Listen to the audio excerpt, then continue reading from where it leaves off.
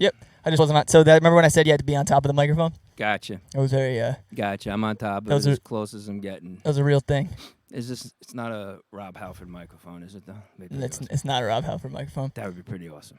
You're okay. What's up? This is the live Be Yourself, Do It Yourself podcast. We are here today, August 30th, 2020. Just for the record, because this will be on the internet for a long time to come after this. Oh boy. We're here doing a 24-hour live stream in support of a friend, Robin, who is a local artist. He's trying to paint some amazing murals kind of around the country.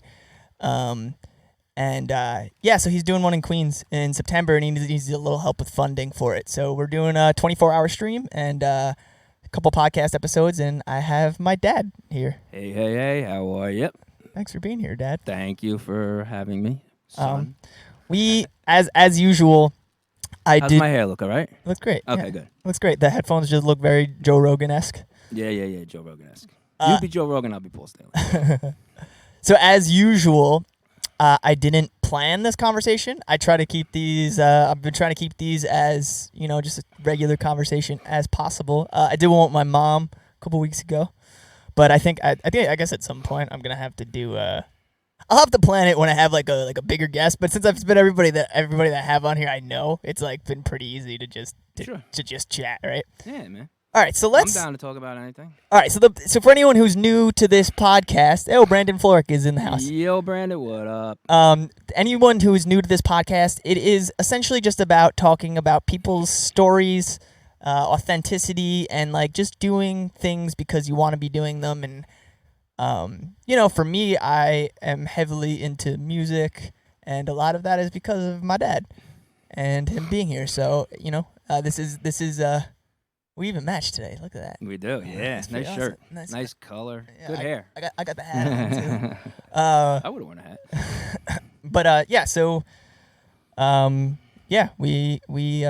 my dad taught me a lot about music when I was growing up. So let's start with a brief description of your youth, right? Because you are born and raised in Yonkers. I was born and raised in Yonkers. I've never lived outside of Yonkers except for a few years back in Hastings. Yeah, right on the border. So yeah.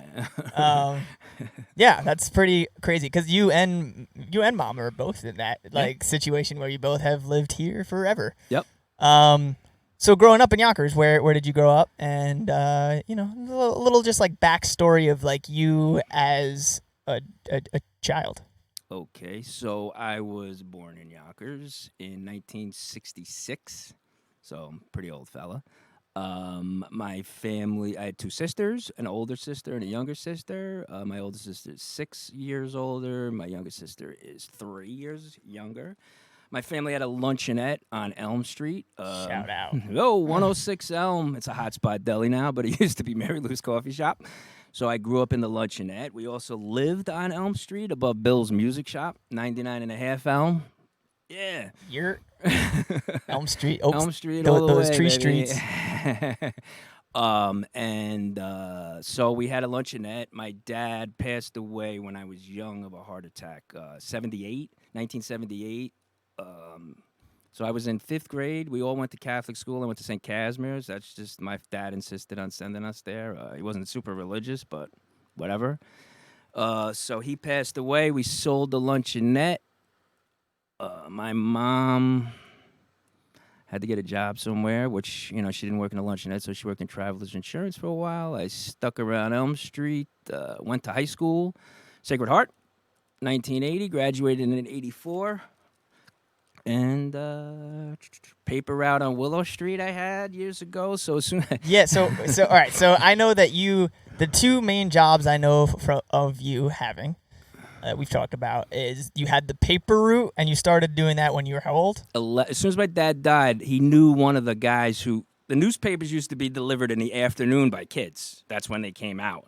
So you would get a job after school delivering newspapers. So my dad knew a guy, and he felt bad that my dad had passed. So he gave me a paper route at 11, and I had a paper route. on Willow Street, which was awesome. Oh wait, didn't you? Okay, didn't you during the paper route? Were you also like helping like deliver like bookies, like, I was. like their bets? I was, yeah. So, so if you know Willow Street, or if you know Yonkers, Willow Street in the 70s and 80s was very Italian, and Park Hill, it's a part of Park Hill, but it's the bottom part of Park Hill. It's more multifamily. Park Hill was a very Italian enclave, a lot of, mafia guys, whatever you want to call it. So I was the kid years ago, before they'd had New York numbers, there was numbers, and it was all based on horse racing, but it went throughout the day. So you'd have to bring these pieces of paper to another guy. So Sal the tailor, I'd give him his paper. He'd give me 50 cents and a piece of paper to bring to Pompey. I'd go to Pompey and he'd give me $1. So I would go home and I'd have like $4 or $5 every day. In the 70s was a lot. And my mom was starting to wonder, like, because I would go buy a record almost every day. I'd be able to go down the square and buy an album. And she'd be like, where are you getting this money? Yeah, but that's really what it was. I was making more money running the booking numbers. They were making money. They were making money. No harm, no foul, I guess. That was the best paper out in Yonkers, man. Nobody stole your papers because, you just didn't get it. So, all right, that's awesome. So, all right, so you did that, and I also know that growing up, you worked at a fruit store. I did. Mangini's fruit store. Extra fancy fruit and vegetables, but the one on Elm Street. I did work on the one on Lockwood, but that was many, many years later. But on Elm Street, I worked for Nick Mangini. He knew my dad growing up. So the corner of Elm and Linden, I worked there for 2-3 years also. A lot of gambling going on everywhere. Yeah, it still kind of is, right? Yeah. When you're still going to a lot of places. I made $50 a week. I would get home from school, 3:00, work there, close the shop at 6:30 or 7, and then Saturday I opened it at 7 and closed at 5 for $50 a week. That's pretty awesome. Okay, so all right, so you growing up, you grew up in Elm Street. You went to Sam Cashmere's. We got that. Your dad, my grandfather, passed when you were 11. 11, yep. Yeah, so that was 1978. Yeah, 78. I was going to be February, so I turned 12 in August. Okay. People in the thing on listening now don't know this, but you grew up, your family structure after your dad died was grandma, and then you had an older sister and a younger sister. You're the middle. Yes. Yeah. Cool. So you kind of became the only man in your house at 11 years old, which is it's tough for a young boy. But so you started work early. So when you went to Sacred Heart, were you? How long did you do the paper route? Were you working at Mangini's by then? When you were in high school? Paper route I did till I was 15, so that's probably a sophomore in high school. And then Nick Mangini had asked me, "Can you come work?" So I had to bail on the paper route, and so 15 maybe. Cool. And then all right, so this is definitely a cool segue, I think. Is music. Yes. Right? Like for you, from basically how you've always described it, or at least how I've taken it, is that music was like kind of an escape in a sense. Like you would tell me that like you and Uncle Len would put on like an AC/DC record and you get on his shoulders playing with a baseball bat, or like we weren't as cool as you guys, like with actual instruments, or like Kiss, or like whatever you were listening to at the time. But it seemed like not an escape, but it was like a happy place for you. Yeah. So I mean, my interest in music. I don't want to bore anyone, but can we turn that fan on, or is it too loud? You think? It's on. Yeah. Oh, is it? Okay, that's fine. That's cool. All good. I'm an old man. So my sister, growing up, I said I had two sisters. My dad worked a lot because his business, the luncheonette, just kind of started going bad. But my older sister kind of raised me when I was younger, and she was really into the Beatles and the 60s music, like heavily. So like I'm 6 or 7 years old, and she's always playing the Beatles, and she had like a ton of Beatles records. And she would buy like younger, we didn't have the internet, so Circus Magazine, Rock Scene, Cream, Hit Parade. We bought all these magazines, and I was fascinated by it. I just loved music. Like I just was so into it. So I would just read the magazines and all that stuff. And then one time I'll never forget. I won my own records. So I bought a Beatles record. Was my first record. But my dad worked helped at a VFW post, and we had been passing by a flea market one night. And my dad was a pretty sternish type fella. And we get out, and he saw a friend. He knew the guy at the flea market. The guy was selling something. It was like a house flea market, like a garage sale. And he had 3 Alice Cooper records. Oh, nice. And I was like, I was like, Dad, Okay. can I get these? And I was expecting him to say, no, what is that crap? And he let me buy them. School's Out, Killers, and Love It to Death. Those and are the first three. The first 3 albums, and I was so into them, man. And I wound up, because my sister had a special Rolling Stone issue of Alice Cooper, so I really, really got into Alice Cooper. I just was fascinated by music, and I just read so much about it. I just loved it. Yeah. Okay. So, all right. So, when growing up, what was the first time you saw live music?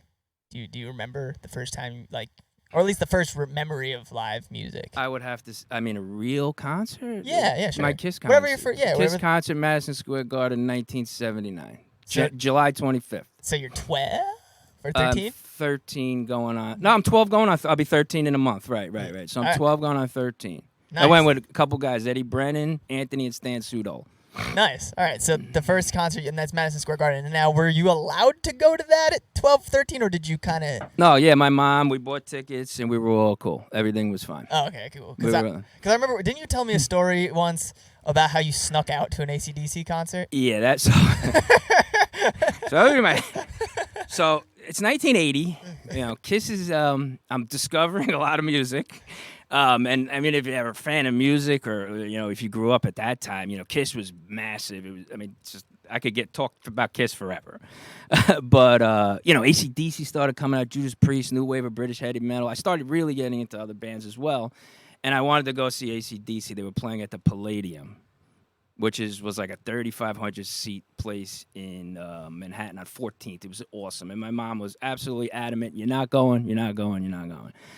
I was upset because I really wanted to go to a concert. So I knew the city because my older sister, Mary Lou, lived in the city. Right. She lived in Brooklyn, but she also lived in Manhattan. So I spent a lot of time in New York City young, so I decided I got on a bus, and I went up to Ticketron. That's the way you had to get tickets. You had to go to Ticketron. It was in Macy's in White Plains. So I'm 13, I guess. Yeah, 13. I bought one ticket 2 weeks before. Went home, didn't tell my mom, told I was going to hang out that night. I knew how to get to this 14th Street. It was easy. Express bus right into Manhattan from Getty Square. Jumped on a bus, went to Manhattan, saw the concert. It was awesome. A guy OD'd next to me, whatever. Got home, probably reeked of cigarette, whatever. He smoked indoors back then. I had an AC/DC shirt. My mom was furious with me. But it was well worth it. Yeah. Next concert I went to was that the Highway to Hell shirt? That's the Highway to Hell shirt. Yeah, so but that was a Back in Black tour. But I bought a Highway to Hell shirt at the Back in Black tour. So this shirt, was it black when you bought it? It was black when I bought it. Yeah. I used to wear this shirt when I was younger, like 12, 13, and because he had kept so many rock T-shirts that I kind of took all the T-shirts and I would wear them. Even it was funny because you would look at record stores and you'd be like, "Yo, these shirts are worth like $200." Yeah, I've seen it now. And I was wearing them because I just thought they were cool. But that AC/DC shirt, I remember it was like a brownish color. And it was black when I first bought it. And it said AC/DC and it just said Highway to Hell on the back. It just said AC/DC on the front and Highway to Hell on the back. That was a cool shirt. I got pictures wearing that shirt. Yeah, that was a cool shirt. All right, so let's backtrack a little bit back to the Kiss concert. So the first concert you ever went to was Kiss, 1979. What do you remember from that? Oh, it was friggin' awesome. I was so into Kiss at that point. So let me backtrack just a little bit. Is the Beatles, right? If you think about the Beatles, I listened to a lot of the Beatles. And all 4 of those guys played a part in the band. But Kiss was like a mirror of that. But, like, they were so cool, Kiss Alive. It was just like, wow, the 4 different guys, characters. There was no internet or video games, so comic books were huge. So I really was into Kiss. And by the time 79 came around, they were just at their peak. Probably falling off a little bit because it was a little disco-y. But it was my first concert, so I was with the three friends. Eddie's, I'm closer to Eddie than all of them. I just remember feeling like, wow, hearing the curtain drop. You wanted the best, you got the best. It's just really exciting, man. It was like almost surreal. I don't know how to describe it. And Yeah. I've seen him 50-something times since. Yeah, 58. I've You've seen him them play. 25 times. Yeah, so I'm definitely close to 60. I think I'm like 58. Yeah, I've seen Kiss 25 times. So, all right, that's awesome. So growing up, you listened to Kiss. Then, so throughout high school, were you going to concerts? Were you ever going to anything local? Like how did high school or you were just Local. Yeah, we would go to the Rising Sun, but there oh. was no like local shows like you do. No, yeah. None of that DIY stuff. Yeah. No, yeah. So I saw a ton of concerts in high school though, but it was all big shows. Yeah, the Rising Sun was it was a rock club in Yonkers. It was, now where City Lights is on Yonkers Avenue. It was so awesome, dude. It was like just a dirty tuna can for ashtrays, but it was awesome. You got in there. Who did you see in Yonkers? TT Quick I used to see a lot. Black Lace, just local bands. I know Metallica, the whole Metallica. Metallica played there, yeah. With Raven, I couldn't get in. Long story. But TT Quick, Black Lace, Rat Race Choir. A lot of local bands. Twisted Sister played there, but that was before my time. Cause how many people did it fit in there? I've never been inside the building before in my life, so I don't. 300?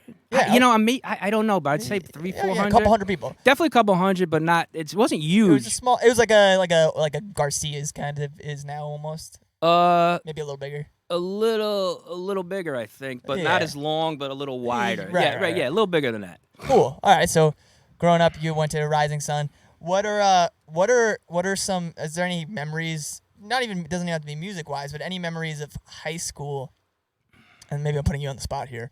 But anything that kind of resonates with you, because I think it's kind of interesting that you still you still hang out with a lot of the people that you hung out with in high school, just like I do. Right. Look at what we're doing today. Well, I think true friends, or even acquaintances that are friends, that's just true friendship. It's not friendships for convenience; it's a friendship for friendship. In high school, what were you like your even you went to college, but you went to night school. Yes, I did. It was like night weekend school. And you went right after high school? No, I waited a year, about a year. Okay. I was working. I worked full time. 19. And I went to, 1985. I started Elizabeth Seton. So in high school / college time, what was did you have any ideas of what life was gonna be? What were your thoughts? Did you know what I'm saying? Did you have a goal of a career, or did you have any real what is my life gonna? This is something I'm thinking about doing. So that's a tough question because my mom, and I'm not beating up on my mom, but she had a certain philosophy. See, my mom didn't graduate high school. She was born in a Depression, World War II. She was born 31 or 33 yeah, or something. So her thing was, I mean, as soon as my dad died, my mom sat, a couple months later, sat me down and explained everything to me. We were in a rent-controlled apartment. She explained the bills and all this crap to me, to the penny, how much she got every month in case something happened, blah, blah, blah, blah, blah. Which is weird because I'm 12 years old and I'm this sounds like a lot of responsibility. But so I always carried that with me. So it was always I wanted to get unfortunately, I was in a mindset of I just wanted to get a job where I could have enough money to kind of just support myself. And you know what I mean? Yeah, of course. But I think that's still ingrained in society to a big degree. Yeah. That's not I get that was definitely ingrained into everybody in your generation. Your generation was kind of you after 21, 22, 23, 18 if you don't go to college. Yeah. You get your job, you grow up, you get married, you have a family. It's it's shifting. It's shifting, but that's still now college is more mandatory, I think. In society's eyes, college is more mandatory now. Right. But it's still 22. You're in a. It still feels like you're supposed to have your shit figured out at 22. when that's just not. No. It's not the reality of anybody who's 22 years old. Like it's not the reality that you're gonna be like ready to go forever now. And Like, especially with like the costs is like so much worse than it was back then. You know, it's just crazy. Yeah, and then the cost of everything around us is more expensive, and I mean we can go into a whole economics thing. You know, the fact that like people aren't really making that much more money than they were, but you know. What happened? I could tell you what happened was I got out. I was working for this company, Bytronics. You know, it was like a little bit of a wacky job. I got a job in a machine shop in King Electronics, and that's when I realized because in my head I was like maybe just some type of career, you know, like UPS. I just wasn't thinking. I don't know, and that's when I decided I needed to probably go to school, and they had that program, and I was like, I got to get some kind of degree, and that's what I did. What'd you get it in again? Business administration. It's an associate's. I look back now. Did I really need it? No, but in my mind, I was like, all right, I'm not gonna be stuck. But at that point, I had been back to the electronic place, and I was doing pretty well with them in a position. So you know. And then you worked there till I was a kid. Yeah, I worked there at Bytronics from 86 to I became a cop, February 95. So 9 years. Yeah, almost and the first time around was about 8 months, so almost 10 years. Yeah. All right. So, I guess. All right. So, I think it's kind of interesting that this conversation. I know it's taking like dives and turns, but I want to go almost chronologically. That's fine. So, now you're working at Bytronics. It's the mid '80s, right? Into the late '80s, into the early '90s. Yep. Hip hop. Right? Yep. Hip hop like kind of exploded and like totally. And you kind of, because you've always told me growing up, like you were one of the first people in your friend group that was like really about it, and everybody else was kind of like, "What are you listening?" Yeah. Well, I at first I wasn't into it. I just didn't understand it. But then I heard Rock Box by Run DMC. And I was like, wow. And then King of Rock a little while later. I wasn't buying CDs or anything. It was a little different back then, so there was less access. But yeah, I just got totally, I just was fascinated at how they made songs with pieces of songs and pieced them together. Plus, I heard the energy and that, just whatever it is, anger, just energy and just Public Enemy. With the Slayer sample. Yes, exactly. Rick Rubin. That's unbelievable. And Rick Rubin is one of the greatest producers of all time. So yeah, but then I wound up dragging Billy O and everybody, and we'd go to these shows and Amory Leno and. Yeah, we went to a bunch of. I saw Public Enemy a bunch of times. I saw EPMD, Third Base. I've seen a bunch of shows. I loved it. I'm not as fond of what's going on today, just because maybe I don't understand it. But all right. But with that being said, you also love Lil Wayne. I love Lil Wayne. Yes, very modern. Absolutely. And then you also I do. Who's that? The group you've been listening to recently? Oh yeah, Run the Jewels. Run the Jewels. That's a great album. Yeah. Some of the messaging I'm not a fan of, but I look. Some things I just it's okay. I look past it. It is what it is. It's art. Yeah. Exactly. It's art. It's art. Oh. As long as it's not blatantly messed up, I'm good with it. So all right. So growing up, you went to. Here's another chronological question, but you went to Music Man, right? Which was the record store in Getty Square. I know, and I know all these things because he's told me all the time. I'm just going off of what I know and then seeing. My goal is to find out new things, right? Okay. All right. So let you say your thing, but also I want to find out new things. So Music Man, right? But then you move into CDs. Yes. When did the vinyl CD shift happen? Do you remember like the vinyl CD shift? I do, absolutely, 100%. I had Music Man was in Getty Square in Yonkers. It was really a front. They sold a lot of records because it was the only game in town. And they actually knocked Jimmy's Music World was a big record store back then. It was like a Sam Goody. They moved into Getty Square. I was thinking that was it for Music Man. Nah, they were out. So it was an awesome place, and it was a cool. I loved it's just weirdos in there, but it was great because you could just go get records, and it was just I loved looking at all that stuff. But CDs, 1985, 84. My girlfriend at the time bought me a brand new Fisher CD player, and the box is still in the attic, dude. So something you need to know about my father is he collects the weirdest things. Like it's got stuff in the box. It's got stuff in the box. he just won't let go of some things. There's certain things. I remember we were putting stuff in your storage closet. And I'm like, why are you keeping this? Some things have. Well, that box has absolutely no That's sentiment. funny. I am a sentimental person. So that was about 84. She bought me this awesome CD player, and I drove all the way up to Crazy Eddie, and I got Judas Priest Unleashed in the East was the first CD I ever bought. Nice. But Great album. we all started digging it because it was just so much more, just compact, whatever. But man, I really loved the whole vinyl with the album. Yeah. And I would read that shit, Kiss Alive 2, you open it up and you just stare at it for hours, you know? Yeah. No, that's awesome. I missed that. I still buy records because of that. Right. Because it's just like, one, there's only so much you can do, I think, by getting music digitally. But like, also that there's only so many T-shirts you can own. Like, what are you gonna buy when you want to support a band now? It's like, right. I already have 8 million T-shirts. Yeah, like, unless you're a supporter of Kiss and you could have toilet paper. Because you have, exactly. So I still love buying vinyl. But all right, so you move in CDs. Oh crap! Sorry. I thought I put on Do Not Sorry, Disturb. It was on Do Not Disturb. Sorry. Go ahead.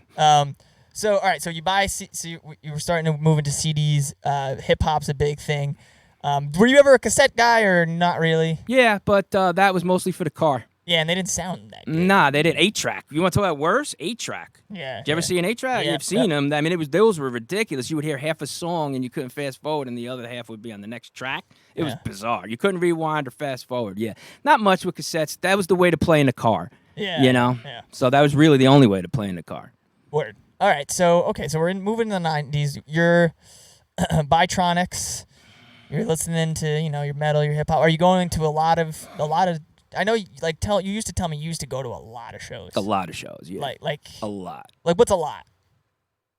I mean, hundreds. Like on a monthly basis. Were you like an every weekend kind of guy? Like you didn't spend your time at the bar, you spent your time at some kind of show somewhere? Or? A little bit of both. But it would depend what the season was. The summertime, Billy O was awesome. I'd hang with Billy O. Or hey, let's go see Billy O. Shout out Billy O. But like, hey, look who's playing Jones Beach tonight. Stevie Ray Vaughan, who I never saw. Shit, we could have. But there was not really a local scene. But I mean, I've seen so many bands so many times. Yeah. Tons, man. Tons. You were going to a lot. I still do. And so, all right, cool. So what else were you interested in the early 90s? I love baseball. I grew up. Growing up was baseball, wrestling, and the Yankees, and baseball, wrestling, and music. So, and I'm still into all three. I'm down on the Yankees. I'm getting rid of my season tickets, but that's a whole nother story. So, all right. So three. You got the Yankees. You got wrestling. WWE Network. Shout out to the WWE Network. Payback tonight. Maintenance 914. Boo. Booing the Yankees. But yeah. So the you love baseball. You love wrestling. Were you going to a lot? You were going a lot of wrestling too. Oh my God, Bill and I would go to wrestling all the time. That's the one thing I did with my dad. Because my dad, after our luncheonette, the business kind of went bad. It was a catering business, so he was doing a lot of. He was armed. He had a gun permit, and he was so he did a lot of security and worked a lot of odd jobs. For a couple years.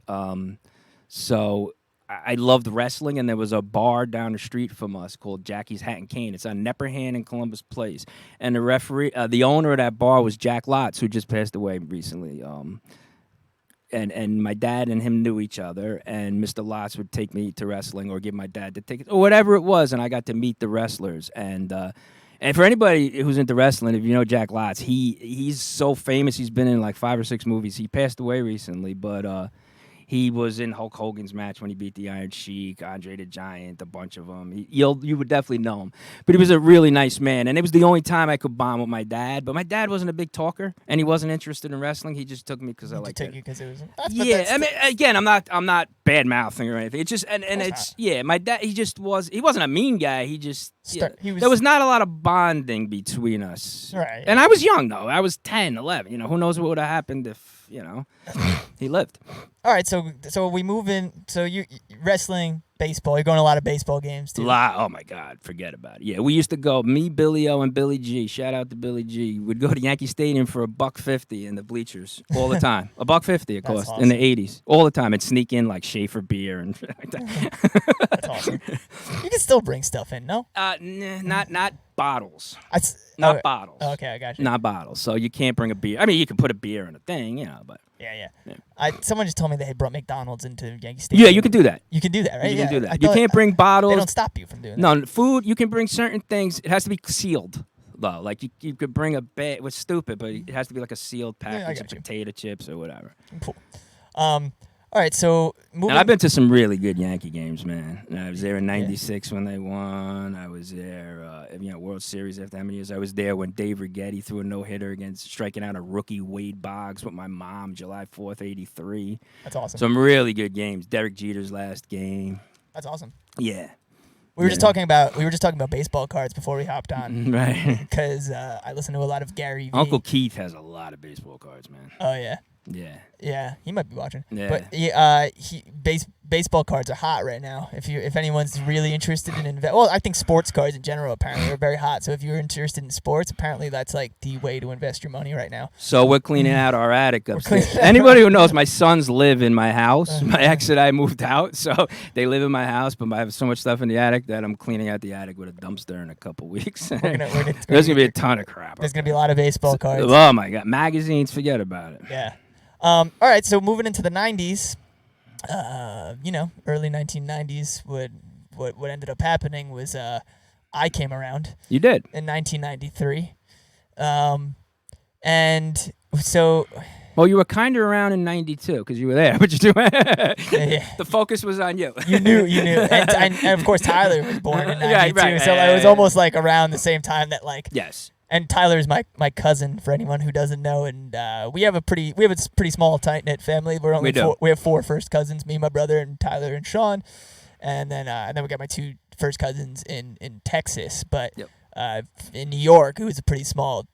We didn't have a big family. Yeah. We weren't the big Christmas family. No, we were like 9 people. Exactly.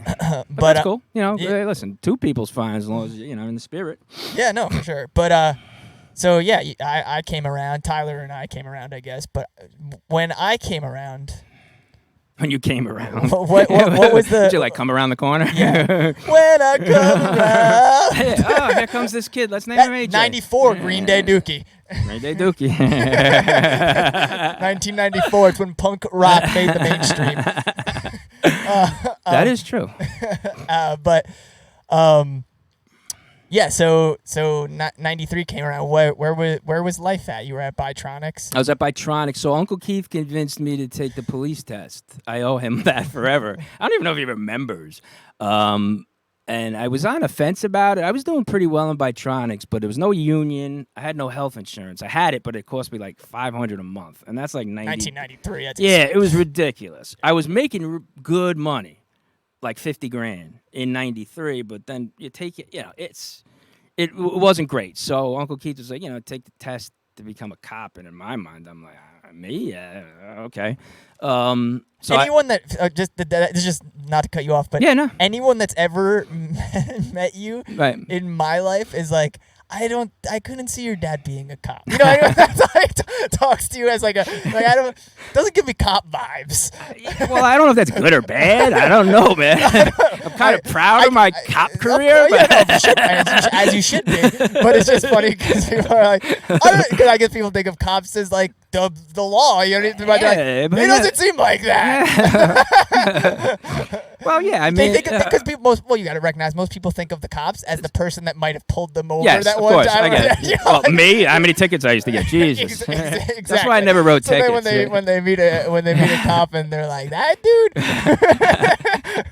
But anyway, so Uncle Keith convinced you to take the police test. So I remember I went down to City Hall, and I think I was the last person to apply. It was like a Friday, and it was like, say it ended at 4:00. Yeah. And there was this female sergeant there, and it turned out to be, her name is Zadarozny. She's retired. She was kind of pissy with me. She was a very nice lady, but that day she was pissy because I was the last guy. It was like 3:45, But I signed up. And me and Johnny O, my friend John, Billy O's brother, took the test. That's Johnny O. Shout out Johnny O. A couple months later, I didn't study or anything because in my mind I was like, You didn't care for it. I It was just just like a whatever. thing to do. Kind of. It was like, yeah, all right, I could, whatever. I just don't That's know. kind of like me with the fire test coming up. Exactly. In October. I'm gonna take it. Yeah. I don't know how hard I'm gonna try. Right. So I took it and I did well because I'm a reader. But I left not thinking, I didn't know, I just didn't know. And I was hired a couple years later, went through a bunch of stuff and got hired. So I owe that to Uncle Keith. What year did you take the test? I took the test in December of 92, right before you were born. Oh, so before I was. The list comes out like almost a year later. So say like September, October of 93. Right. And then. Which is when you got married. It was. October you got married. Yep. I found out they called me to like in March of 94 because you have to do physical, psychological, then another psychological, then 2 medicals. So it's a long process to get hired. And I got hired. So and I took a really big pay cut for 2.5 years. But you also got free health insurance. Yeah, but on the back, well, not free, but much cheaper. But on the back end, I was looking for the future, a pension, and guarantee, so yeah. So 1995 is when you were hired. February 3rd, 1995. Yeah, 1995. All right, cool. So you become a cop. Are you nervous? I can imagine you were nervous about that venture because, like you said, you were like, me? Like to be a cop. Were you nervous about going into like that kind of work? It's weird that no. Not. So you go to the academy, and for 6 months, it's like 4 months, 4.5 months, they're training you. And then back then, they just threw us on the street. We didn't have any field training. Now they do field training for like 3 months. But they just put us on the street. So, no, you know what? I think because I lived in South Yonkers, and no, I wasn't really nervous. I mean, I didn't know what to expect. And the first couple of weeks, it's crazy. I mean, I was working midnights in the 3rd precinct, and you go into these disputes at 2 o'clock in the morning. Guy's got a knife, so like you're like, oh my God, this is nuts. People don't know what's what you do, but you just start to realize you're depending on the people with you, and nobody's a Superman and whatever, and Right. you work it all together. Yeah, no, that makes sense. Yeah, and it's always good to. And I know that this is a focus, especially when you take the test. If you live in the place that you're taking the test, like you have priority, because it's good to have people that genuinely know the culture and know you have someone come from that grew up in Scarsdale, work in South Yonkers. Like that's not like they're not gonna truly but you have someone that grew up on Elm Street, work in South Yonkers. It's more of like you understand the neighborhood, you understand the environment, and you understand what you're about to go work. Right, and sometimes you could actually see the difference with guys who did grow up in Yonkers, but maybe didn't get to the South Side. Often. Like I lived on all my city. friends are on the South Side, So yeah, so you could almost see the difference with them. Some of them too. Right. I mean that makes sense to me. Like I've done like some reading about just that part of having people in the community that are from the community work in that community because it just makes right. It makes sense. You understand it. You understand what's. Of course. You grew up. You lived there. Of course. Right, but total sense. Oh, that's all good. It's open. So you grew up. You started your job as a police officer. You're not that nervous because you knew what was going on. Listen, I'm not trying to say, I'm a badass, but I get a little, You were figuring it out. Right. How was that? Like, I was young. So I don't remember. I was working midnights. I would read to you before bed every night. So was it tough as having a little one, a little kid, and also taking on this new big job responsibility? Yeah. Thankfully, Mom would take you, and she had the babysitting job. Yep. But I worked midnights for about 1.5 years, and that was super tough because you're not used to midnights, and now you're at a whole new job, and not only working midnights, your life is kind of upside down. So it's hard to explain, but it was stressful it was tough. Yeah. I hated midnights too. I just couldn't stand working them. Yeah, I mean, I can imagine. They're tough. They suck, man. That's a tough schedule. Yeah. So all right, so you're a cop. My not my whole life. I was 2 when you became a cop, but my whole life, pretty much, you were a police officer, and you you just recently retired, which is Woohoo! On your birthday. you retired on my birthday, which is pretty cool. It was. And through that, what would you say? I don't know. What would you say was like the biggest thing? This is tough. The biggest thing you learned through like about yourself, like because this is the Be Yourself, Do It Yourself podcast. So I'm trying to like figure out how to like frame this question up. But like, what's something that you really learned about yourself during the process of that job? Oh my goodness, I had to really think about that. Well, I learned from a lot of people. You do learn about yourself, but you also learn from people if you're smart. Especially like guys like Uncle Keith, and there are a bunch of guys that are just great. Probably, I don't have much. Shit, I don't know. Okay, when shit goes bad, I could tell you, like you could see, when you'd be sitting around eating and then a bit crazy call comes in, like man with a gun or the guy shot or whatever, and you're just running to it. You're just dropping everything. You're getting in a car and you're going with your partner to it. The adrenaline rush is unbelievable, and I didn't have fear. Like you want to get to it, and there are guys who would maybe. I was gonna say, did you work with guys that were maybe like a little more nervous about it? Yes, 100%. Yes. So I would say that, and I think you learn after each violent incident that you're involved in that you can handle yourself, and you learn something. You're in stairwells a lot of times, and wherever's going on, that you can I don't want to say handle yourself, but you had to maintain some type of poise. Yeah, and you can't show fear. You get killed. No, There's some times where, like, man, whew. You're scared. Yeah, very scared. Very scared. Yes. But would you say that you want to? I guess going back to the question, one of the biggest things you learned about yourself is just like, you can face. If you could face that kind of thing, you could probably face anything almost. Yeah, I think that actually, you know what, you're hitting on something. I never thought of it that way. Yeah, because I guess through life we've all had tough times in life. So yeah, I think so. Yeah, that's something I've been thinking about a lot. I'm like, when you think about like what the thoughts in your head, right? Like everybody has intense thoughts in their head. Like literally everybody in the whole world. Like when you're worried about anything about yourself, it's like recognizing that everybody else in the world is also worried about everything about themselves, and no one is worried about your thing. And then like you can face things a lot. And I'm kind of coming back to that just in the sense of like you just said, everybody deals with things, but the more stress you're put under in your life, the more you learn to kind of just adapt to stress. And then also just recognizing that no matter, your stress may be different than the next person's stress over you, but everyone handles things differently. Right, exactly. And exactly. Everybody in the world has stress. Listen, every single person. It doesn't matter who you are. Stress and insecurity and anxiety. I think some of the thing. I think a lot of people suffer from depression and probably don't even recognize it. They see it as something different. I really feel that. Yeah. No, it's definitely it's something that I've been thinking about a lot more. It's not a stigma. It shouldn't be a stigma. It's just when I was a kid, you couldn't say you were depressed. You just didn't do stuff like that. You say to my mom, I'm depressed. It just didn't happen. But we've learned that it's an actual chemical imbalance. It's exactly. It's real. It's not.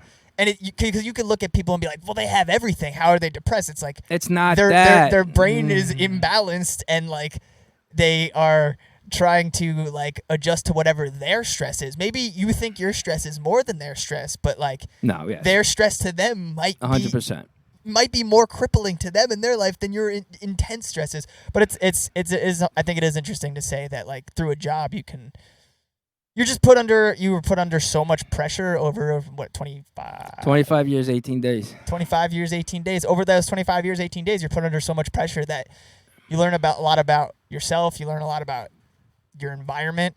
You grew.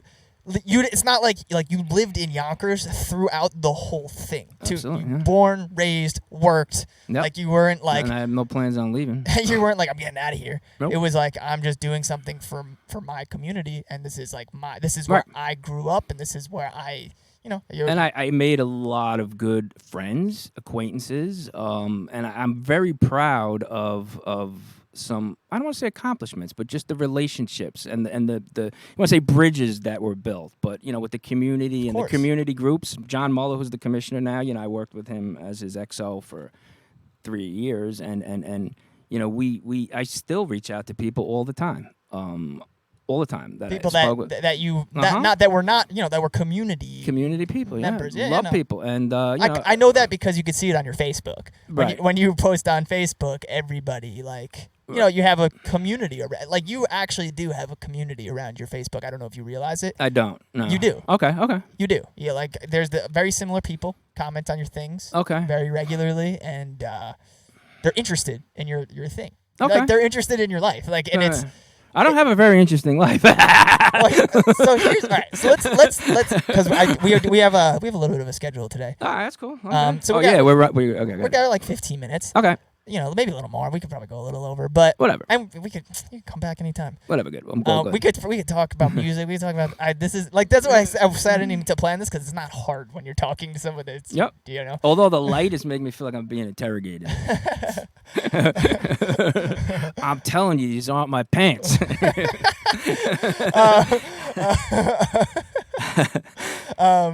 So what was I going to say? So. Okay, so let's talk about retirement for a second. All right, so you're retired now, and I know we've been chatting about what your plans are, and you don't have any like major ones. Nope. But you have been talking about little things. It might be cool to put one on the record right now because you're on a podcast. Yeah. You've been talking about possibly starting a podcast. I'd like to, yeah. Right. So as you do this podcast, so let me ask you: do you realize what you're doing?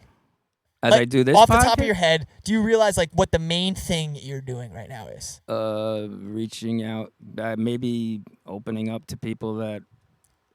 Storytelling. Okay. I got a lot of stories. That, because you said before, my life's not that interesting. Yeah, I do have a lot. Everybody's life, well, it depends what you want to talk about. Everybody's life is interesting. Right. It's just a matter of telling stories, and people love people. No, I agree with that. Like you think about anything you listen to. Why do you love Howard Stern? I love Howard. Why do you listen to Howard Stern? Because he's interesting. He's a storyteller. The Right. guy's an interviewer, but he's not only a storyteller for himself, but he's a storyteller through other. He's getting other people Fantastic. to tell Yes. some and in minutia, and it's just and it's regular people. That's the best thing is like just a regular person you can make, or a crazy person makes so interesting. Yeah, that's why I love that stuff. Yeah, it's a person. You're talking to a person, and they are. So, if you were to start a podcast, like recognize, like before I said, what did you like? And you were like baseball, wrestling, music. All of those things are valid to talk about because you have stories about all of them and how and the thing about stories is they're unique. Everybody has their own stories, right? So like some of them I cannot tell. I'm sure that could be said to all of us. I think I'm we all sure. have stories. Yeah. We'd rather not. There's definitely stories that I will never tell. My on thing this is, podcast. my thing is like, dude, who the hell? Like, it almost seems self-absorbed. Like Anthony's doing a podcast, but like it's like I watch these other podcasts are cool people. And why do you why would someone watch this podcast right now? Because the conversation to them might be interesting because they're hearing someone else's story and they might relate to it in some way. Yeah, I get it. Like, and when you watch someone's podcast, you're relating. I'm relating, right? You're Absolutely. relating to it in some sense, right? And then and it really like for me, like I listen to podcasts all the time. Me too. I do too. Oh yeah, I listen to all kinds of podcasts because I'm just interested in stories. We all are. We watch. Why do you listen to a record? Why do you watch a movie? Right. No, all these things are just stories, right? A great movie is just like a unique, interesting story, right? Shown, and that's what a podcast is like. You could get on your podcast and be like, "Yo, this is the wrestling hour tonight. I just want to talk about wrestling, and I'm gonna tell you this crazy cool story about this, and I'm gonna have Billy O on the podcast too because he was there, and we could like talk about this crazy story, and then it gets you.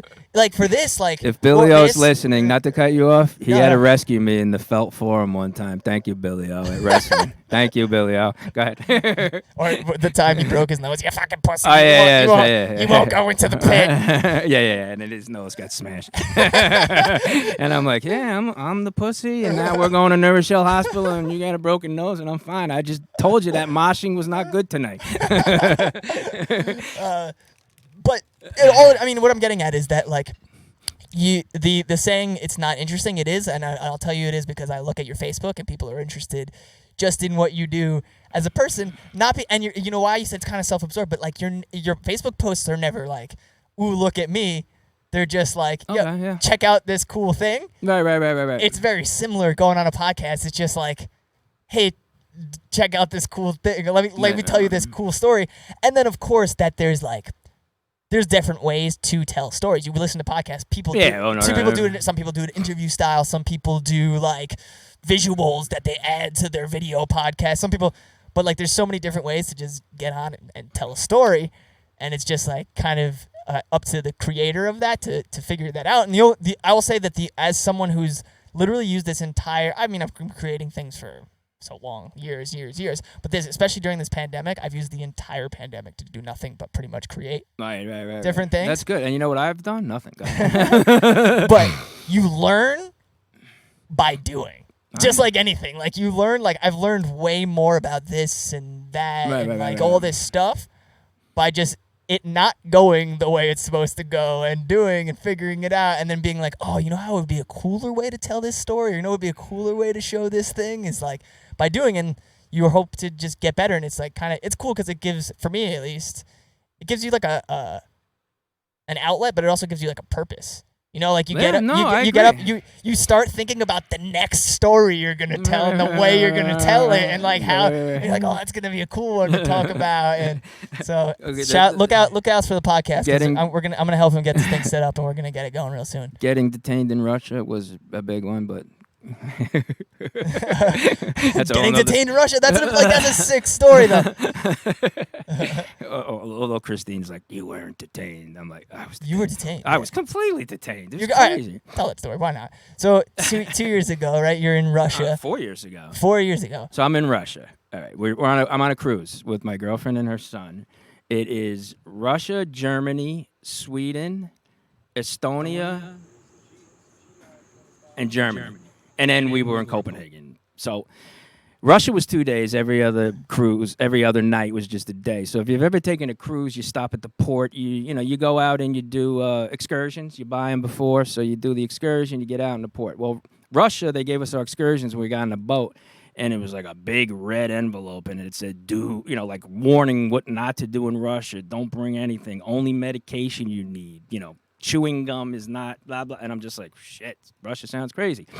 So we get out, and it's going to be a 2-day in Russia, and we go through customs, and we have a great day in Russia, and it was a lot of fun. And I drank vodka that tasted like water, saying this vodka sucks until I stood up because Russian vodka tastes like water, but it's just so smooth. So I was a little buzzed, but not bad. So take a bus ride. We get back to the port. And if you see their customs, it's not friendly in Russia. It's like, imagine the Russian writing with the backwards E. And they don't smile at you. It's like a sign of weakness. So there's like 800, 900 people waiting to go through customs. And the booth is up high for whatever reason. I guess I could I could picture you going like, "Hey, how are you? How's everything? How you doing?" So I'm wearing a smile on your face, wearing a Kiss T-shirt. It was a New York Yankees shirt, which could be worse for them. And this is right before the election in 2016. So anyway, I Chris gets through, her son gets through, everybody's going through, and I'm with this one lane, and I handed up my passport up to the agent, and she's a very pretty Russian lady, and I say, "Hey, how you doing?" She doesn't smile. And she doesn't look at me, and she just goes, now she's typing, and I'm looking up at her, and I'm like, what's that all about? And Chris is waiting with us, and I'm like, hey, I'm good, don't worry about it. So then she's like, I need identification. So I give her my driver's license. And now she has my passport and my driver's license. And she's like, what is your job? Oh, God. And I'm like, a police officer in New York? And she's like, okay, she goes, "Niet." this is not the proper identification. Oh. So she wanted my police ID, which luckily I had. So now Luckily, because why would you even like? nah, Maybe, I carry it with me. but I do. maybe you weren't. Exactly, on a cruise. I'm not carrying my shield with me. Yeah, maybe you weren't. Yeah, exactly. So now she got my passport, my driver's license, and my police ID. So she's typing, she's getting on the phone, she's looking at me. She goes, "You must wait here." And I'm like, "What the fuck's going on?" So I said to Chris and Andrew, "Hey, just go out the ship. There's a little shop outside. Go buy some stuff." She's like, "No." So I'm standing there. She goes, "You must stand there." So now I'm like, "Oh my God." So I'm standing, I'm waiting. Some dude opens the door from like a little room, comes in. He's a cop. He's got, he's not in uniform. He's got a gun. He's looking at me, looking at her. "You must come with me." I'm like, "All right, shit." So I'm walking behind him, and he's like, I'm like, "Excuse me, sir, I was just wondering, why I'm being detained." He goes, "There are procedural issues with you." And now I'm shitting myself.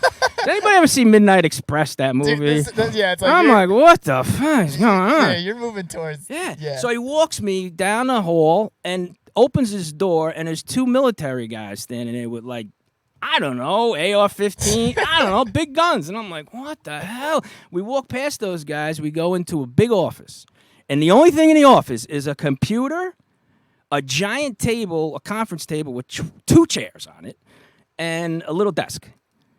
And the guy's walking behind me. So now I'm sitting at this desk. This dude's at the agent's all the way at the other end of the table, and he's typing shit in the computer. He hands me, I don't know what these guys behind me are doing. I'm waiting to get hit in the head with a gun butt or something. Right. He hands me a some type of questionnaire to fill it out. Mm-hmm. So I'm filling it out, and it's in like, it's in your grandparents' paternal date of birth, and I don't know any of this stuff. So he's like, "You must put unknown."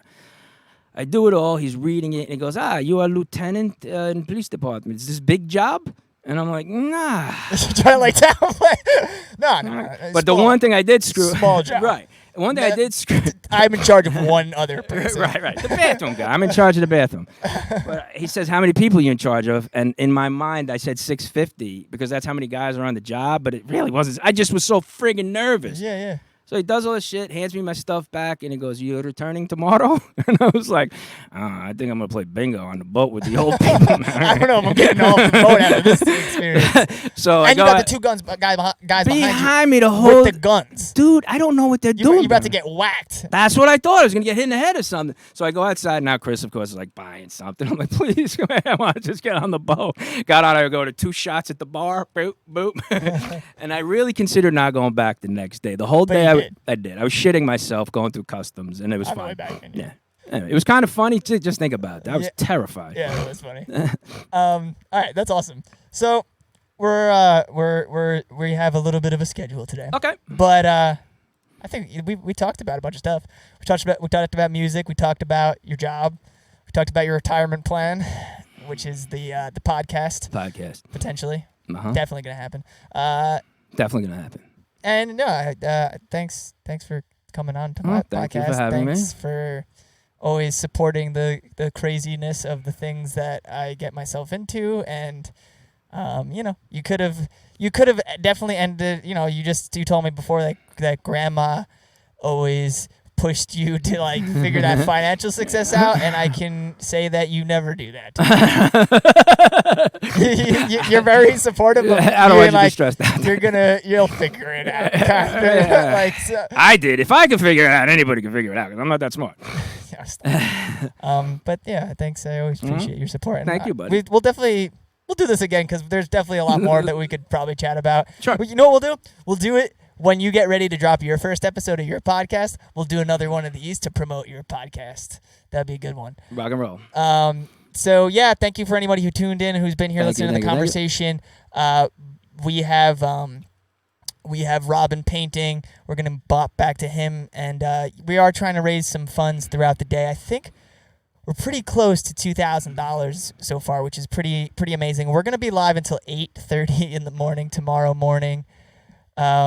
But yeah, so thanks to everyone who's been here. Thanks for everyone who's been tuning in, and really appreciate you. Thanks to my dad for coming. Thank you. Love you, kid, and love you, Dad. Love everybody else. Rock and roll. Yonkers, baby. Yonkers 914. I think we're gonna bop back to Robin. Robin.